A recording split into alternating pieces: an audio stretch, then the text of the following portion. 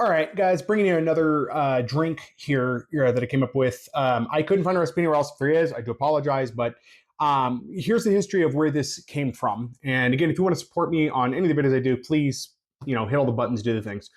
But I tried the coconut Dr. Pepper came out, and I was rather disappointed with that as my fridge kicks in.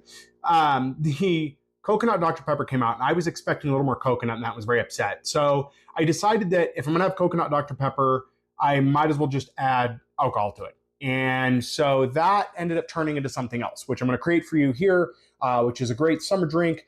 This is also a very, very sneaky drink, as if done right, if you measure it like I show you, you're not going to taste much alcohol, but I assure you it does have a nice little punch to it that will get you going, or it'll keep you even throughout the evening. So what am I calling this? I think it's just going to be a tropical Dr. Pepper float.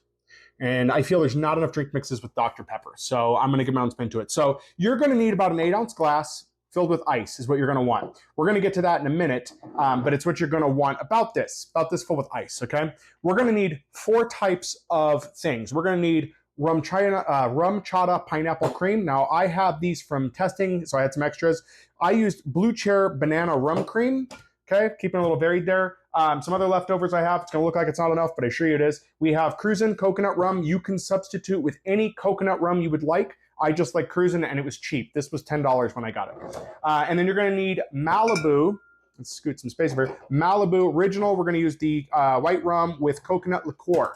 You can vary these up as you would like. That is up to you. But this is what I'm using for the flavor that I'm getting. And then, of course, you're going to need some Dr. Pepper. I have a small one here. We're not going to use all this. It's a 2-to-1 ratio. So we're using a jigger for mixing, and you are going to need a shaker for this. And so you're going to want to make sure you have everything you need together. So the ice, I'm going to pour my ice into the shaker. So we've got that already set. And you will want a spoon for in a little bit here. So what we need to do, let's go ahead and get the Dr. Pepper burped. Sorry for the length of the video, guys. It's going to be just a minute because I don't have a perfect setup for drink mixes. I am not Greg from How to Drink.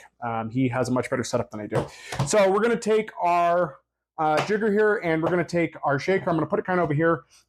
These I don't need to measure because they're exactly the size that I need. They will fill the top half of this up, which is 1.5 ounces is what that is. On this one anyway, I measured that out. So we're going to pour these in. I probably should have both at the same time for effect. We're going to pour both of these in. You're going to get about 5 servings out of this.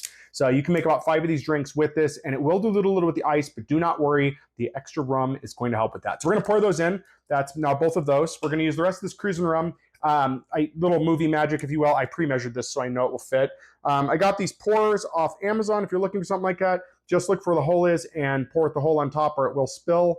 I am going to measure this just again to be sure, and you can see it's kind of running out of gas there. That's enough of that one. So I'm going to put that out of the way. We're going to pour this into here. I'm trying to hurry. Don't want it to be too long. We have 10 minutes. We got to be fast. I may have to try to do a cut here. And then the same thing with this. We're going to pour this again, making sure we have that pour hole in the right spot, which is right there.